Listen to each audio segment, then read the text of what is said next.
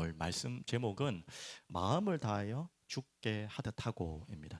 오늘 다 아시죠? 이번 주간에 어버이날이 지나가고 또 교회에서는 어버이 주일로 오늘 하나님께 예배드립니다.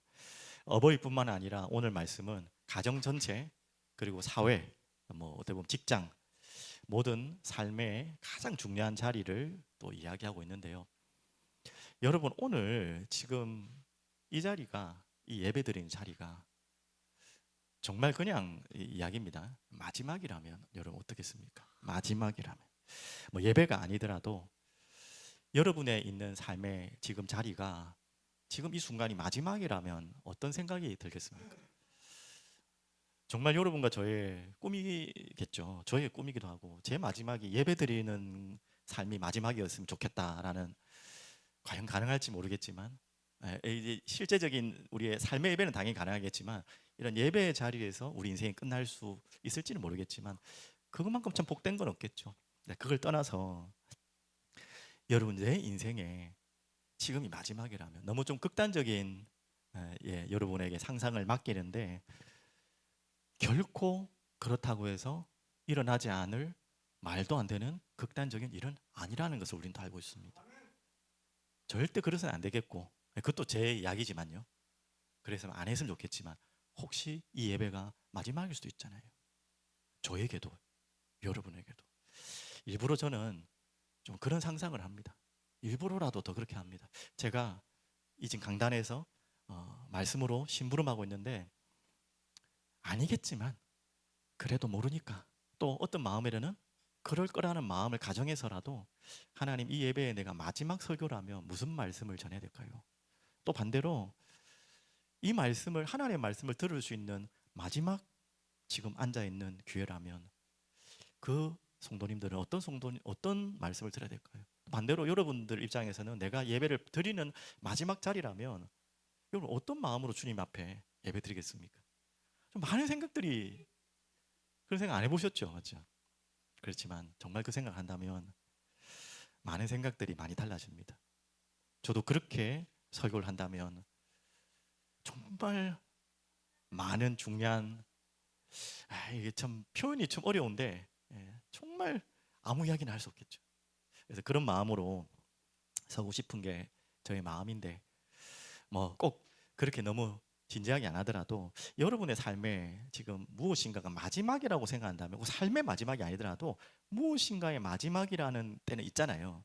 있다면 그때는 여러분의 생각과 판단은 다를걸요. 그거는 분명하겠죠. 내가 지금 생각하고 있는 기준과 판단이 지금 오늘이 이게 마지막이라고 한다면 모든 게 다 바뀔 겁니다.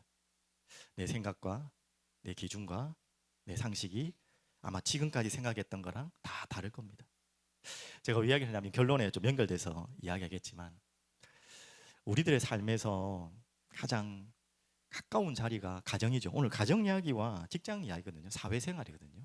가정생활과 사회생활 가운데서 제일 힘든 게 무엇입니까? 경제적인 문제도 당연히 있겠고 여러 가지 있겠지만 제일 그래도 힘든 게 관계죠. 관계 때문에 힘들지. 그 관계 속에서 경제적인 것도 또 따라오는 거겠지만, 여러분 너무 힘들냐? 지금까지 이 바울의 지금 골로새서 말씀을 읽어가는 가운데서는 교회 안에 지금 이야기를 계속 나눴습니다. 교회 안에서의 관계, 갈등, 이런 부분들을 어떻게 그리스도 안에서 다시 회복될 거라는 말씀이 주제였다면, 오늘은 이제 교회 안도 중요하지만 교회 밖에서, 어떻게 보면 우리가 교회 밖을 살아가야 되는데 그곳에서의 관계는 교회 안보다 더 어려울 수 있어요.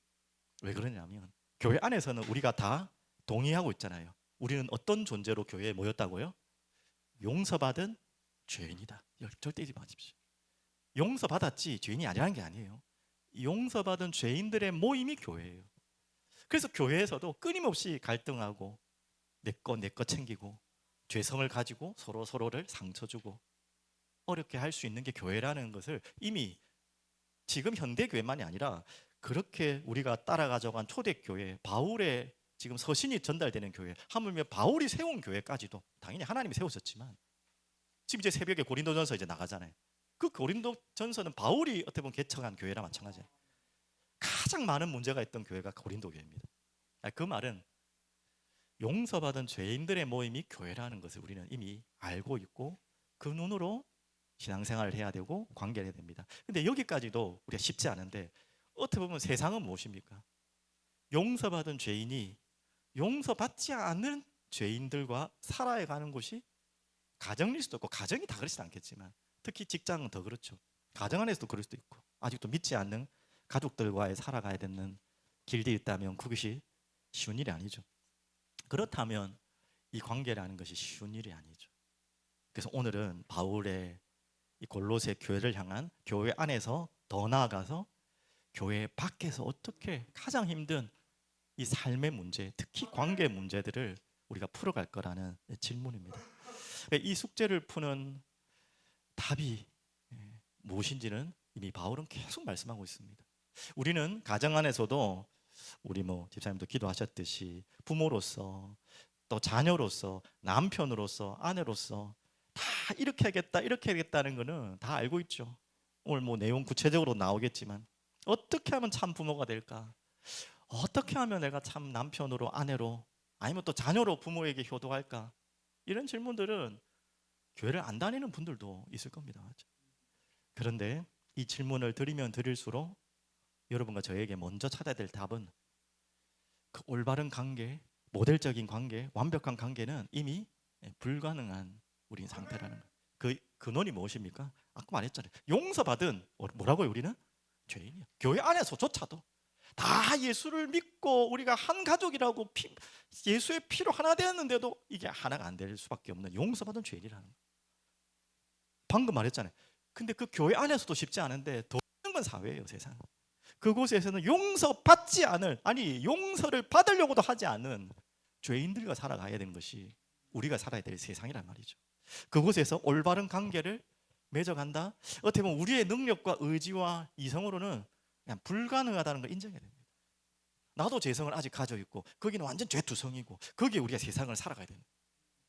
자, 이런 중요한 숙제를 가지고 우리 어버이 주일, 가정뿐만 아니라 사회생활, 직장생활 모든 삶에서 어떻게 그러면 이 관계를 가는 것이, 바르게 가는 것이 중요한 답인지 오늘 열쇠를 찾는데요. 여러분 잘 아는 열쇠의 답은 바로 다 아시는 우리의 주인은 누구신가? 교회 안에서든 교회 밖에서든 항상 질문하고 찾아야 됩니다. 우리 안에 주인은 누구신가? 누구십니까? 대답해 볼까요? 우리 아이들부터. 우리 안에 주인은 누구이십니까? 하나님, 예수님 같은 말이겠죠?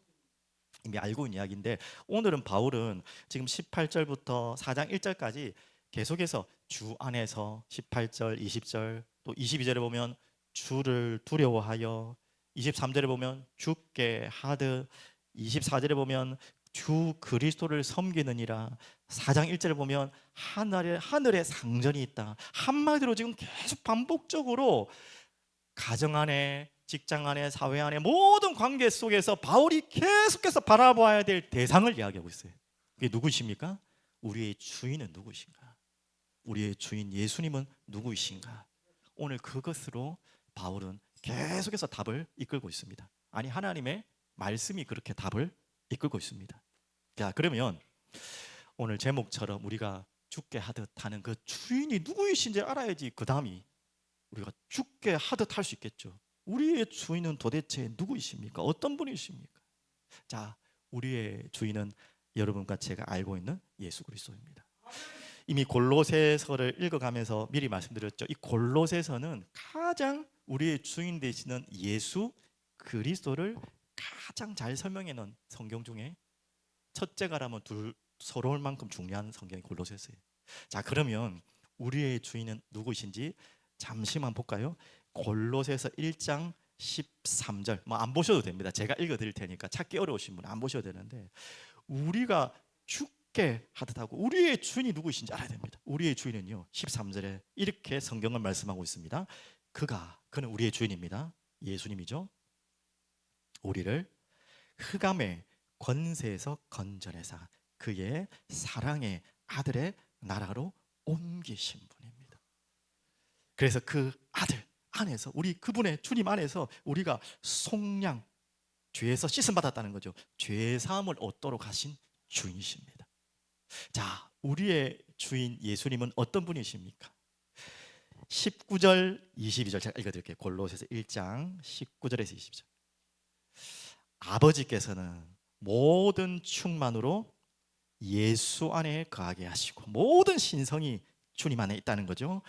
그의 십자가의 피로 화평을 이루사 만물 곧 땅에 있는 것들이나 하늘에 있는 것들이 그로, 우리 주님이죠, 말미암아 자기와 화목되게 하기를 기뻐하시니라.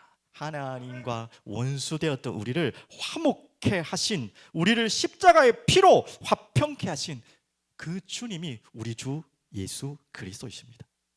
그래서 21절 뭐라고 나왔습니까? 전에 악한 행실로 멀리 떠나 마음으로 우리는 어떤 존재였습니까? 원수, 하나님과 원수되었던 너희를, 그게 우리예요. 22절 이제는 그의 육체의 죽음으로 말미암아 화목하게 하사 너희를, 우리를 이죠, 거룩하고 흠없고 책망할 것이 없는 자로 그 앞에 세우고자 하셨으니. 자, 이 모든 일을 이루신 분이 우리 주 예수 그리스도이십니다.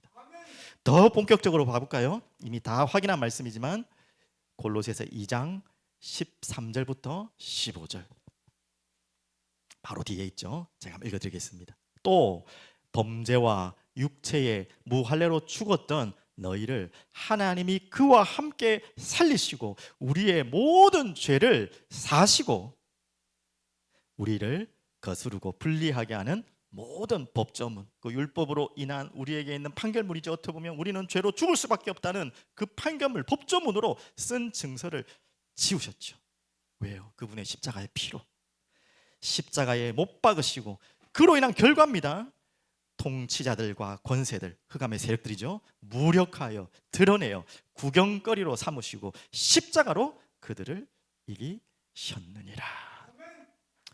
너무나 많은 골로새서의 말씀들이 있고 성경 전체가 이 내용이지만 제가 짧게만 전달했습니다. 결국 이 그리스도는 어떤 분이죠?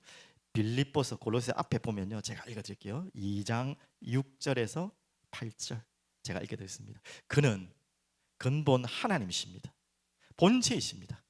하지만 하나님과 동등됨을 취할 것으로 여기지 아니하시고 오히려 자기를 비워서 우리의 몸과 같은 종의 형체를 가지사 사람들과 같이 되셨고 사람의 모양으로 나타나사 자기를 낮추시고 죽기까지 복종하셨으니 곧 십자가에 죽으심이라.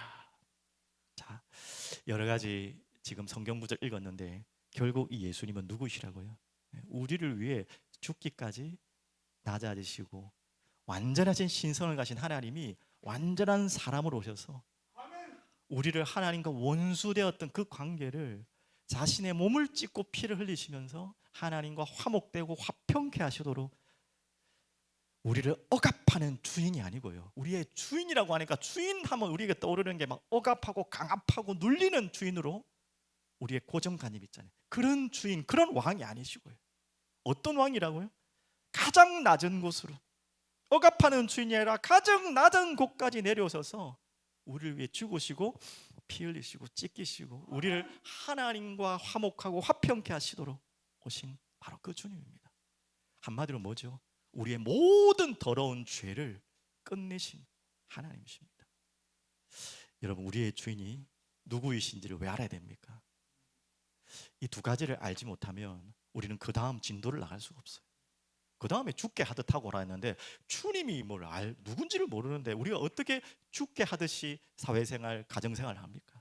우리의 주님은 바로 이런 주님이, 그분은 왕이시고 모든 경배와 찬양을 받으실 홀로 높으신 이름 되시는 그분인데 낮고 낮은 곳에 우리를 위해 죽기까지 모든 것을 허락하신 그런 주님이 우리의 왕이시고 주인이시라는 것. 솔직히 제가 이 자리에 제가 마지막 설교라면 여기까지만 설교하고 끝내고 싶어요. 더 이상 뭘 더 말씀할 게 있습니까? 그런데 제가 더 살아야 된다는 확신이 있기 때문에 또 여러분도 여기에서 마지막이라면 이 설교로 끝나야 돼요. 더 이상 우리는 할 게 없어요. 이제 할렐루야 하고 천국 가면 끝이에요. 하지만 우리의 삶은 여기에서 끝이 아닐 것을 확신하기 때문에 그 다음이 나아가는 거죠. 그래서 우리의 주님은 조금만 더 정리해 볼까요? 우리 금요기도의 말씀 다 들으셨겠지만 우리의 유일한 한마디로 중보자 되십니다.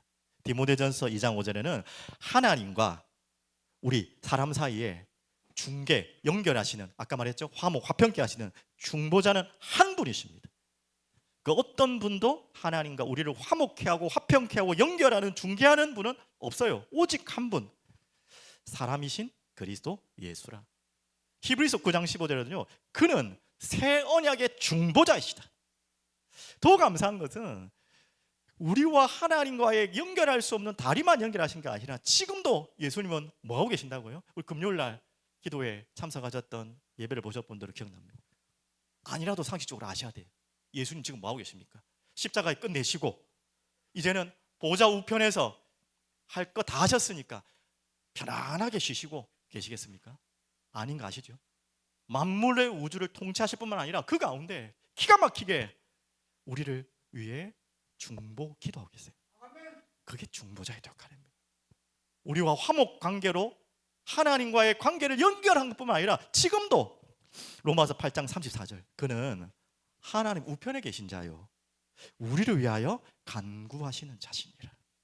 지금도 예수님은 우리를 위해서 간구하고 중보하고 계십니다. 그 기도의 내용 혹시 숙지하셨습니까? 금요기도에 오신 분들 요한복음 17장 읽어보라 했잖아요. 예수님께서 하늘 우편에서, 하나님 보좌 우편에서 지금 우리를 위해서 뭐라고 기도하실 텐데 뭐라고 기도하실까요? 궁금하시죠? 정확하게 그것이라고 말하지 않지만 아마 그거라고 거의 확신합니다. 요한복음 17장, 예수님이 제자들을 향한 기도, 그 기도를 우리들에게 지금도 계속해서 중보로 기도하고 있어요.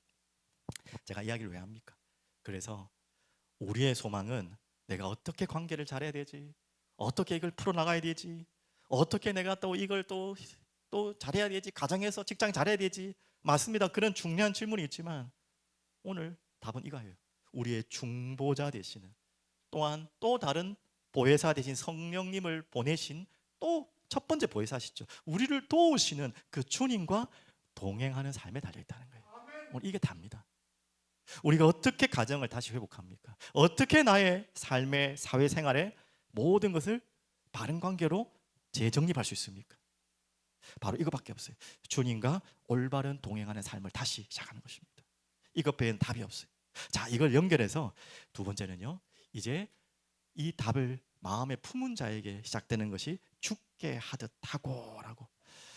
오늘 죽게 하듯 하고, 이 제목은 마음을 다하여 죽게 하듯 하라 하는 말은 특별히 이제 종과 상전의 관계에서 종이 상전에게 하는 메시지지만, 저는 이 부분뿐만 아니라 모든 인간관계에서는 이것이 답이라고 봐요. 또 그렇게 바울은 계속해서 이야기하고 있고. 그러면 죽게 하듯 하다, 자, 이게 가정에서 또 사회생활에서 우리가 풀어나가야 될 중요한 답인데, 먼저 한번 볼까요? 가정, 여러분과 저희는 가정을 떠날 수 없기 때문에 18절부터 21절 보면 실제적인 것도 한번 보겠습니다. 어떻게 우리가 죽게 하듯 할 수 있을까요? 아내들아, 아내 되신 분들은 잘 들으십시오. 아니라도 잘 들으십시오. 또 아내가 되실 분들도, 우리 언젠가 아내가 되실 우리 아이들도 잘 들으세요. 남편에게 뭐 하라고요? 복종하라. 남자분들은 아멘 하셔야죠. 여자분들은 아멘 안 하시겠지만 남자분들은 아멘. 이는 주 안에서 마땅하니라. 참 바울은 이런 구체적인 모든 자리마다 어떻게 구체적으로 해야 될지 다 나오죠. 자, 이 말을 또 오해하시면 안 됩니다. 복종하라니까 무조건 죄를 범하는데도 거기에 복종하면 안 되겠죠. 그건 아닙니다. 주 안에서라고 말했어요, 분명히. 또 남편이 폭력을 행하고 학대를 행하고 그런 일방적인 상식이 아닌 것을 행하는데 그것에도 내가 복종하고 뭐 때리면 막고 있고 조용히 있고 학대도 참고 그것을 하라는 것이 아닙니다. 죄와 연결되는 일에 동참하란 말이 아니에요. 거기에 피해자로 그대로 가만히 있어란 말이야. 그 복종을 말하는 것이 아닙니다. 이것은 뭐냐? 주 안에서 질서를 말하는 것입니다. 오늘 이 부분은 구체적으로 말하려면 너무 많기 때문에 수요일 날 조금 더 세밀하게 좀 짚도록 하겠습니다. 또 반대로 19절, 남편들아 아내를 사랑하다까지는 알겠는데 괴롭게 하지 말라. 우리 아내들이 또 좋아하실 말씀이죠. 이 사랑하라는 말은 에베소에서도 우리 알다시피 어떻게 사랑하라는 말입니까? 이미 성경을 아시는 분 아시잖아요. 누가 누구에게 한 것처럼 사랑하라 그랬죠? 예수님이 교회에 하신 것처럼. 그럼 예수님이 교회 어떻게 했죠? 방금 죽게 하듯 하래. 주님 어떻게 하셨습니까? 십자가에 자기 몸을 내어주는 사랑이죠. 그렇게 남편들은 아내를 사랑하라, 그렇게 말했고요. 괴롭게 하지 마라. 이거 뭐 다양하게 적용할 수 있겠지만 거칠게, 잘못하면 우리 그럴 수 있거든요. 무시하고 정서적으로 메마르게. 우리 남편들은 어떻든지 간에 아내를 정서적으로 풍성하도록 사랑과 표현들 해야 됩니다. 또 내 소유처럼 마음껏 대하고 하는 것들을 이제는 하지 말란 말이죠. 괴롭게 하지 말란 말은. 또 이제 조금 더 나가서 자녀들에게 한번 들어가 보겠습니다. 우리 오늘 또 어버이날기로 하기 때문에 우리 자녀들 대신 모든 분들도 기억해 있죠. 자녀들아, 모든 일에 부모에게 순종하라. 이는 주 안에서 기쁘게 하는 것이니라. 아까 아내들에게는 복종하라, 또 자녀들에게는 순종하라 했는데, 이 순종도 당연한 상식입니다. 부모가 죄를 짓도록 하고 죄를 범하도록 하는데 그것까지도 순종하라는 건 절대 아니에요. 똑같이 뭐 학대하거나 이런 것에 대해서 내가 온전히 받아들이라는 말은 아니에요. 맞죠? 이 하나님의 자녀가 부모에게 순종하라는 말은 우리 성경에 잘 알고 있는 것처럼 하나님의 질서와 권위를 배우는 가장 좋은 훈련입니다. 여러분, 자녀된 우리 아이들, 여러분들이 부모에게 순종하는 훈련이 없으면, 이것들이 되지 않으면 하나님의 경외와 하나님 앞에 무릎 꿇는 게 너무너무 힘들게 돼요. 그래서 제일 안타까운 것이 그거죠. 부모에 대한 진정한 경외와 사랑이 없는 아이들은 하나님께 나아가는 게 참 어려워요. 맞죠? 거꾸로 말하면 오늘 하나님의 질서와 권위를 배우는 훈련이 우리 부모에게 하는 우리 자녀들이 해야 될 훈련입니다. 자, 그러면 반대로 아비들, 우리 부모님들은 잘 들으셔야겠죠. 21절, 아비들아, 우리 부모들아 말이죠. 너희 자녀를 노엽게 하지 말지니 낙심할까 함이라. 노엽게 한다는 말은 무엇입니까? 비교하고. 우리 부모들이 제일 조심해야 될 것. 우리 부모뿐만 아니라 자녀나 우리 후대들을 키우는 선생님도 마찬가지고, 가장 중요한 거 비교하는 것. 또 뭐 하는 것이요? 연결돼서 무시하겠죠. 비교하면 그 다음 무시가 나오겠죠. 또 과하게 통제하는 것. 이것도 안 돼, 저것도 안 돼. 어느 정도 바운다리는 줘야 되지만 너무나 통제하는 것조차도 그 아이를 자라지 못하게 하죠. 넘어지는 것을 허용할 자유를 줘야 돼요.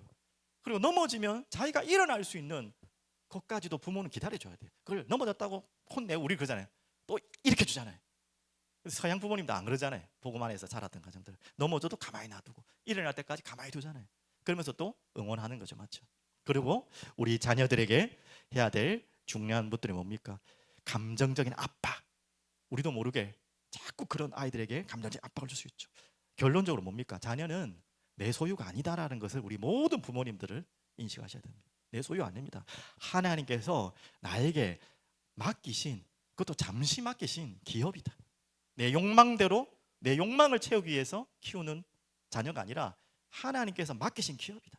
그래서 어떻게든지 우리 부모 교사들은 이 자녀들을 부모께로 연결하는 게 아니라 누구께로 연결해야 됩니까? 우리 주님께로 계속 연결해주는 통로의 역할을 하는 것이 가장 좋은 부모입니다.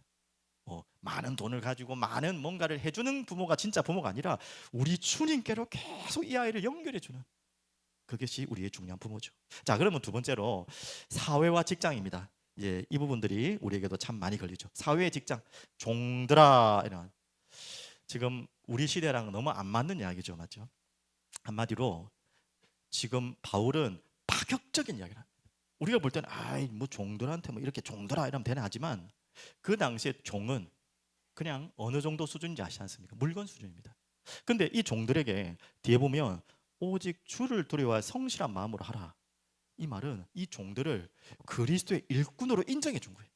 혁명적인 이야기입니다. 지금 우리는 그냥 종들 뭐 그런 시대가 아닌데 하지만, 바울이 그 시대 2000년 전에 그 노예 시대가 당연한 시대에 바울이 당연히 하나님의 말씀이지만 종들을 그리스도의 종으로 지금 이야기하고 있어요. 물급 취급받는 종들을 주님을 섬기는 자로 올려줬어요.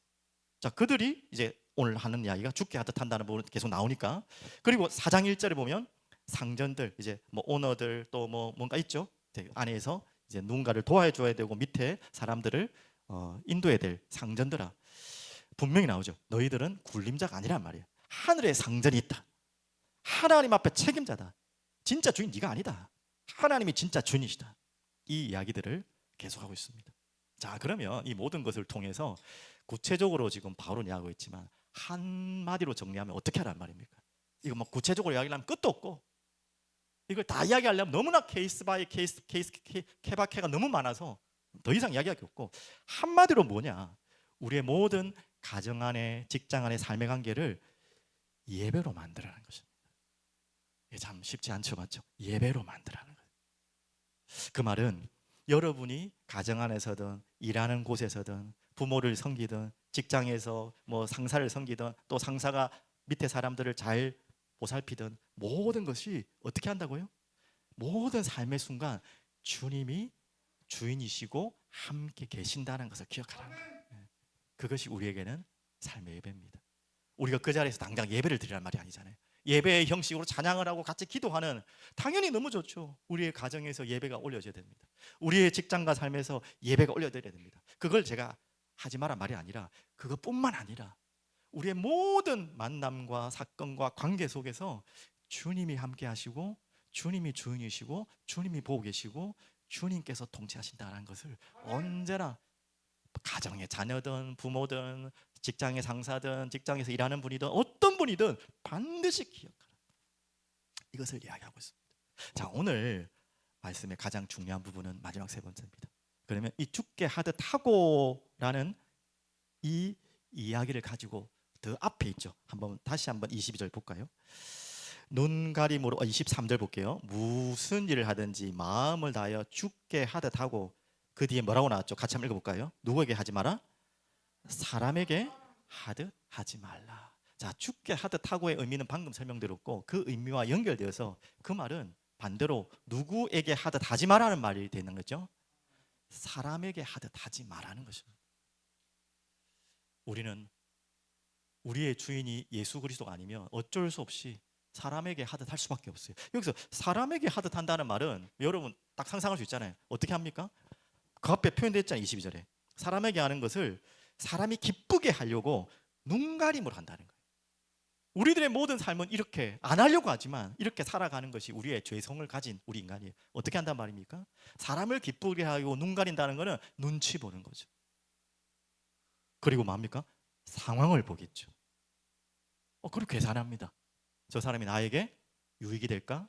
손해가 될까? 내가 이런 말을 할 때, 내가 이렇게 행동할 때 내게 유익이 될까? 손해가 될까? 결국 무엇입니까? 그 사람을 기쁘게 하는 것조차는 좋은데 그것이 나를 눈가림으로 되어서 무엇을 하는 거죠? 모든 사랑관계가 계산관계, 계약관계, 기복적 관계, 거래관계가 될 수밖에 없다는 거예요. 자, 그렇게 안 되려면 그럼 어떻게 할까요? 좀 그러면 우리가 더 본질적으로 좀 들어가면 좋겠어요. 우리가 사람한테 이렇게 하고 싶지 않지만 우리가 이렇게 될 수밖에 없는 이유는 먼저 우리 믿는 사람으로서입니다. 먼저 점검해야 될 관계가 뭐냐면 주님과의 관계. 여러분 정말 나도 모르게 우리 주님과의 관계가 사람에게 하듯 하지 않습니까? 방금처럼 눈 가리고 아웅하듯이. 이게 더 중요한 거예요.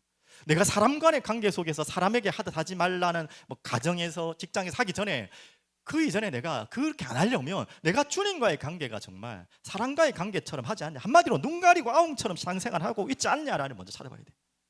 예를 들면 이게 상황이 좋으면 감사합니다 주님, 뭐가 잘 되면 할렐루야, 힘들면 주님과 점점 멀어지고, 유익이 있으면 찾고 바쁘면 잊어버리고. 이게 무엇입니까? 이게 방금 말했던 사람에게 하는 거예요. 눈 가리고 기쁘게, 알고 보니까 상대를 기쁘게 하는 게 아니라 나를 기쁘게 해서 상대를 기쁘게 하는 거예요. 혹시 우리도 주님과의 관계가 이렇게 될 수 있는 거예요. 주님과의 친밀한 관계가 사라지면 우리도 모르게 이게 본능이고 우리의 죄성이라니까요. 어떻게 하면 좋으면 기쁘고, 힘들면 유익이 있으면 좋고, 없으면 또 계산적이고 기복적인 거래 관계가 우리 주님과의 관계 아닙니까? 자, 그래서 성경은 다시 말합니다. 죽게 하듯 하는데 마음을 다하여라고 나왔죠. 그렇게 사람에게 하듯 하지 말고 어떻게 하란 말입니까? 마음을 다하여. 그게 우리가 알고 있는 신명기 6장 4절 9절 아닙니까? 우리 부모님들 다 기억해야 될 말씀이죠. 우리 아이들을 어떻게 키우라? 또 우리가 자녀로서 어떻게 주님을 사랑하라? 마음과 뜻과 힘을 다하여. 그 마태복음에는 마음과 뜻과 목숨을 다하여 주 너의 하나님을 어떻게 하라? 거래하라? 계산하라? 사람처럼 대하라? 아니죠. 사랑하라. 사랑에는 거래가 빠진 것이 사랑입니다. 계산을 빼고 하는 것이 사랑입니다. 기복이 빠지는 것이 사랑이에요. 하나님은 우리에게 그렇게 사랑하기를 원하시고, 그 말은 우리에게만 요구하시는 것이 아니라 먼저 하나님 우리에게 그렇게 하셨어요. 우리가 죽게 하듯 하라. 주님이 어떤 분인지 알잖아요. 우리하고 거래하려고 오셨다면 그분이 과연 이 땅에 오셨겠습니까? 우리에게 무엇인가를 받기 위해서, 유익을 위해서 오셨다면 주님이 십자가에 달리셨겠습니까? 피 흘리셨겠습니까? 그 조롱하고 모욕하는 그 십자가에서 당장 내려오셨겠죠. 그 조롱과 모욕을 가만히 담당하시고 끝까지 아무 말 없이 어린 양처럼 죽으신 이유가 무엇입니까? 하나 이유밖에 없다 했잖아요. 그분이 우리를 아무 조건 없이, 계산 없이 거래하고 있는 것이 아니라 사랑하고 계셨기 때문에, 사랑하신 그분이 우리에게 말씀하십니다. 마음과 뜻과 힘을, 목숨을 다하여 내 주 하나님을 사랑하라. 그렇게 사랑한다면 어떤 계산도 거래도 필요 없겠죠, 맞죠? 우리가 그런 마음으로 주님과의 관계가 회복될 때 참 신기하죠? 그 다음에 될 수 있는 게 가정에 남편, 아내, 자녀, 부모, 직장, 다양한 사회, 다양한 계층에 너무나 많은 이론들이 있겠고, 심리학적으로, 관계학적으로 뭐 많은 세상에 많은 학문들이 있겠지만 그건 참고하시고요. 그것도 우리가 필요하니까. 그것이 바울이 말하는 것이 아니라 오늘 본질은 무엇입니까? 죽게 하듯 하라는 말은 주님이 우리에게 주신 그 사랑을 가지고, 우리가 주님을 그렇게 사랑하고 그렇게 우리가 주님과의 관계가 건강하고 아름다운 관계가 되면 당연히 모든 관계들이 하나하나 새롭게 시작되는 것입니다. 그것이 지금 바울이 이야기하는 그리스도 중심적인 모든 삶의 관계를 이야기하는 겁니다. 여러분, 이게 너무 막연한 것 같지만 여러분 꼭 기억하셔야 됩니다. 그래서 사람 중심이 아닌 주님을 바라보는 시작이 우리에게 시작돼야 됩니다. 자, 마지막 결론으로 바로 이야기를 드리면요, 환기, 갑자기 뭐 뜬금없는 환기 이야기를 합니까? 여러분, 방에 저희 집사람이 한 번씩 들어오면 나쁜 소리를 많이 해요. 남자분들은 다 한 번 이상은 들어보셨을 거예요. 저희 집사람하고 뭐 방을, 제가 저희 아들 방에서 뭐 메시지 준비하고 잘하거든요. 제 아이들 군대 가 있기 때문에. 제 아들 방에 제가 항상 잘 머물러 있으니까 한 번씩 저희 집사람 들어오면 오랫동안 방문을 닫고 그곳에 있다가 들어오면 거의 대부분 하는 말, 우리 딸도 하긴 해요. 뭐라고 하냐면, 아우 호레비 냄새 난다. 남자 냄새 난다. 저는 잘 모르겠어요. 우리 남자분들은 잘 모르잖아요, 맞죠? 근데 혼자 있으면 뭔가 냄새 나나 봐요. 그래서 자꾸 문 열어, 문 열어, 문 열어. 뭐 먹었나? 아무것도 먹은 것도 없는데. 뭐 오징어 먹었나? 안 먹었는데. 이게 웃자고 하는 이야기지만 다행히 안 좋은 냄새 같으면 열면 끝나는 거예요. 근데 우리가 그냥 머물러 있어도 그렇게 큰 영향 없겠죠. 그런데 우리가 알다시피 요즘에는 우리 아이들 모르는 이야기지만 예전에 그 일산화탄소 굉장히 위험했잖아요. 그 뭡니까? 연탄. 연탄에서 올라온 냄새는 잘 모릅니다. 연탄가스 잘 모르겠어요. 또 뭐 부엌에 가스밸브 잘 안 잠겼을 때 냄새 나겠지만, 그 냄새들이 가득 차 있는 곳에서 하루를 모르고 느끼지 못하고 자고 일어났다. 그러면 어떻게 됩니까? 그건 뭐 더 이상 상상하기 싫은 이야기죠. 자, 우리가 그런 것처럼 오랫동안 방에 머물러 있으면 그 냄새도 맡지 못하고 그것이 해로운지를 모릅니다. 제가 왜 이야기를 합니까? 그때는 어떻게 해야 되는 것입니까? 빨리 창문을 열고 환기를 시켜야죠. 좋은 공기가 들어오도록, 신선한 공기가 들어오도록 해야 되는 거예요. 제가 왜 얘기하냐면, 우리가 그리스도인으로서 이 세상이라는 공기에 갇혀 살면, 세상이라는 공기는 그렇잖아요. 계산적이고 유익, 그리고 정말 그 사람을 기쁘게 해서 눈 가리고 웃어주고, 그 사람이 기쁘게 하면 내게 유익이 되니까 뭔가를 다 하잖아요. 우리도 모르게 세상에 살아가다 보면 그것이 당연한 나의 공기가 되어서 그렇게 살아갈 수밖에 없다니까요. 세상 소리, 세상의 환경에 머물러서 그곳에만 머물러 있으면 우리도 똑같이 세상 사람처럼 살아가요. 여러분에게 반드시 필요한 것이 뭐냐? 자, 산과 바다로 가야 됩니다. 여러분, 그래 지금 계속 흘러가는 메시지잖아요. 어디로 가라고요? 말씀의 깊은 바다로. 그리고 어디로 가라고 했습니까? 기도의 높은 산으로. 자, 좋은 그림을 하나 찾았습니다. 자, 보십시오. 자, 너무 좋죠? 야, 어딘지는 저는 모르겠습니다. 저것도 AI의 그림입니다. 여러분의 방이 저런 곳이라면 참 좋겠죠, 맞죠? 예전에 제 영도에 살 때 딱 저랬던 것 같아요. 영도에 제가 저 함지그린 아파트 살았을 때 문 열면 딱 저랬어요, 거의. 아, 너무 좋죠. 다시 가고 싶은데. 농담이고요.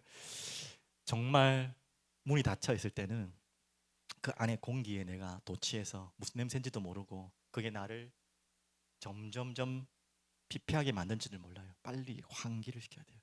문을 여십시오. 그래서 무엇을 바라봅니까? 저 깊은 바다를 보시고요. 저 높은 산에 하나님의 말씀의 바다로, 기도의 산으로 우리가 눈을 돌리지 않으면 우리는 언제나 방금 말씀드렸듯이 하나님을 사랑하는 것이 아니라 세상에 눈 가리고 세상 사람들에게 끝까지 거기에 끌려갈 수밖에 없는 존재가 되는 거예요. 자, 그러면 전체 오늘 많은 이야기 했지만 한 가지입니다. 어떻게 하든지 마음을 다하여 죽게 하듯 하라는 말을 마지막 결론으로 한번 적용해 볼게요. 왜 저렇게 해야 되느냐? 맞는 말 같지만 조금 개연성이 없는 것 같습니다. 아니 뭐 사람에게 하는데 예배하듯이 하라. 지금 두 가지 얘기했거든요. 주님이 누구이신지를 말씀했고 그 주님께 예배하듯이 모든 관계를 해라. 두 번째는 뭐였습니까? 뭐였어요? 지금 방금 했는데 뭐 다 잊어버렸습니까? 뭐라 했습니까? 예? 뭐라 했죠? 예. 마음을 다하라. 사람에게 하듯이 하지 말고 계산, 유익, 손해관계 말고 하나님을 사랑하는 그 관계 회복 속에서 그런 마음으로 또 누군가에게 이웃을 사랑하라는 말이잖아요. 자, 그러면 왜 그렇게 해야 되냐? 그게 진짜 맞는 말 같지만 내 삶에 어떻게 적용할 수 있냐? 잘 들어보십시오. 제가 좀 정리한 글입니다. 제가 전달하기 어려워서 정리한 걸 읽어드릴게요. 우리는요 결국 가장 목마른 곳에 관계를 맺게 돼요. 그건 인정하시죠? 여러분이 어디에 제일 목마르십니까? 한번 들어보십시오. 사람 인정에 가장 목마르신 분이 있잖아요. 저도 그런 부분이 없잖아요. 다 있을 거예요. 근데 그게 강한 분이 있고 조금 뭐 약한 분이 있겠죠. 또 여자분들도 많을 것 같아요. 방금 이건 남자분들이 많을 것 같고 여자분들은 사랑에 굶주린 사람도 있을 겁니다. 그것에 목마르신 분이 있을 거예요. 그러면 그것에 집착하고 또 그것 때문에 상처받죠. 또 이런 분이 있을 거예요. 어떻게 보면 좀 지성이 강하신 분들, 내 의의가 강한 사람도 있잖아요. 내가 이게 맞고 틀리고 분별을 굉장히 잘하는 분, 꼭 맞는 말 잘하시는 분 있잖아요. 틀린 말 아니더라도 그런 분들은 무엇이 목마르냐면 계속 그것이 목마르기 때문에 판단하게 돼요. 판단하게 되고 이게 맞는 말이라도 판단하게 되죠. 욥의 세 친구가 대표적인 또 그런 역할을 했죠. 자, 그러면 지금 이 이야기를 통해서 관계 문제는요, 관계 기술을 잘 풀어야 된다는 말을 하는 게 아니에요. 바울은 세상에서는 그러잖아요. 요즘 얼마나 뭐 소통 전문가들, 요즘 프로그램, 상담 프로그램 전부 다 그거잖아요. 가정 뭐 이혼숙녀 캠프 뭐 하여튼 뭐 오은영 박사님부터 해가지고 오만 뭐 상담 프로들 뭐 김창욱 씨 해가지고 다 그 얘기 관계에 대한 이야기거든. 그런데 성경에서 말하는 또 바울이 말하는 관계는 그것도 중요하지만 무엇을 말하느냐 하냐면 바로 관계는 기술 문제를 말하는 게 아니라 마음의 중심의 문제를 얘기하는 것입니다. 그래서 사람의 중심 관계는 서로를요, 사람 중심 관계 지금 이야기했잖아요. 결국 서로를 짓누게 돼 있어요. 자기가 목마른 것을 찾다가 인정받으려고 사람에게 계속 하는 사람은 그것이 없으면 또 관계가 깨져요. 사랑에 굶주렸는데 그것을 내가 못 받으면 또 집착하고 상처를 주고 상처를 받아요. 자기 의가 강한 이성이 강한 사람들은 계속 판단하다가 결국 그 관계가 깨지죠. 마음의 중심 문제, 서로를 짓누르게 됩니다. 사람 중심의 이런 관계들은. 그래서 그리스도 안에서 완전한 사랑과 인정을 받는 존재가 되게 해야 된다는 거예요. 사람에게는 누구에게도 인정을 받고 사랑을 받고 맞고 틀리고 해봐야 다 불완전한 관계. 그리스도 안에서 완전한 사랑을 받고 그리스도께 내가 인정을 받은 존재가 된다면 괜찮은 거예요.